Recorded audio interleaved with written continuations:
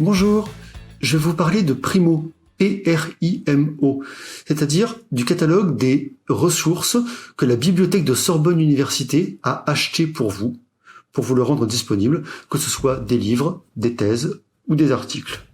On y va? Pour cela, Google Sorbonne Université, formation, la bibliothèque de Sorbonne Université, et puis le lien vers le catalogue de Primo. Primo est un catalogue qui va contenir à la fois des livres, des articles et des thèses.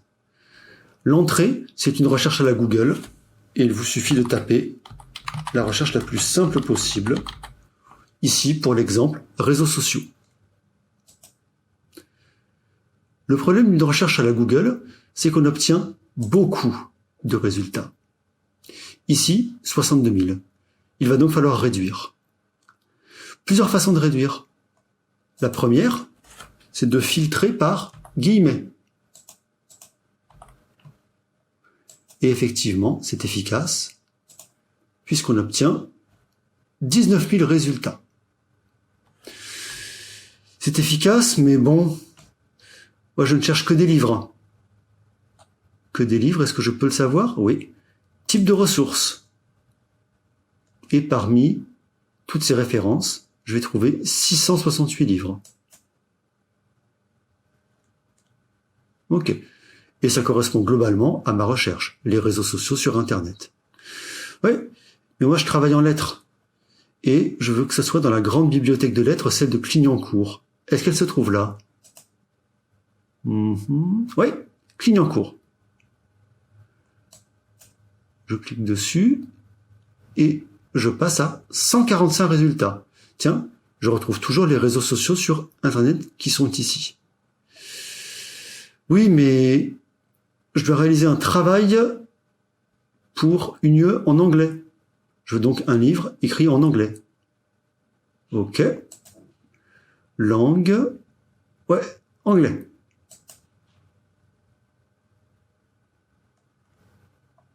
Quelques petites erreurs de catalogage, mais sinon, Identity and Control, Family Communication in the Age of Digital and Social Media, on est bien sur les réseaux sociaux. Simplement, 2009, 2015, la bibliothèque n'a rien acheté depuis 2009 ou 2015? Si. Mais simplement, vous êtes ici par un tri par pertinence. Pensez à demander la date la plus récente. Et là, on obtient un livre de 2017. Voilà. Ça, c'est ce qui concerne la recherche par livre ou par thèse. Il y a un autre genre de recherche qui s'appelle la recherche par base de données. Base de données, cette fois-ci, vous n'aurez plus affaire aux livres et aux thèses, mais bien aux articles. Effectivement, dès qu'on commence à faire de la recherche, on a bien sûr quelques livres à lire, mais on a surtout des articles. Et les articles n'apparaissent pas dans les catalogues de bibliothèques. Ils apparaissent uniquement dans des outils spécifiques qu'on appelle des bases de données. Il y a des bases de données généralistes, en sciences, le Web of Science, en chimie, comme SciFinder, en lettres, des bases comme Kern, comme JSTOR, comme OpenEdition.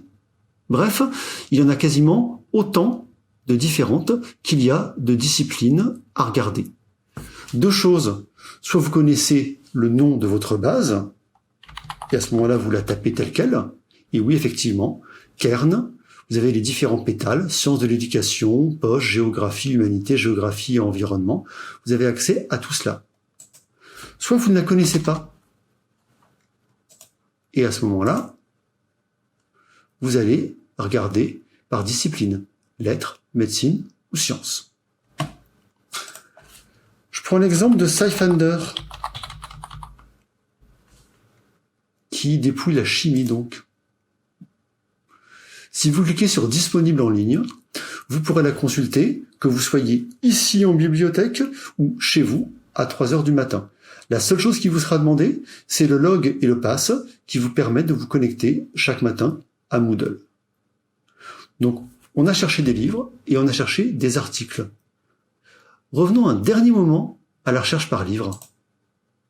Vous vous souvenez? On était sur les réseaux sociaux.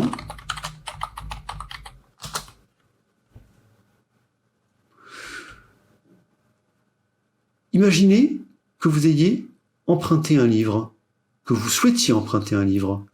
Vous souhaitez le réserver s'il est déjà emprunté. Vous souhaitez le prolonger si vous n'avez pas encore fini de le lire. Pour cela, il vous suffira d'accéder à votre compte lecteur et d'aller à s'identifier.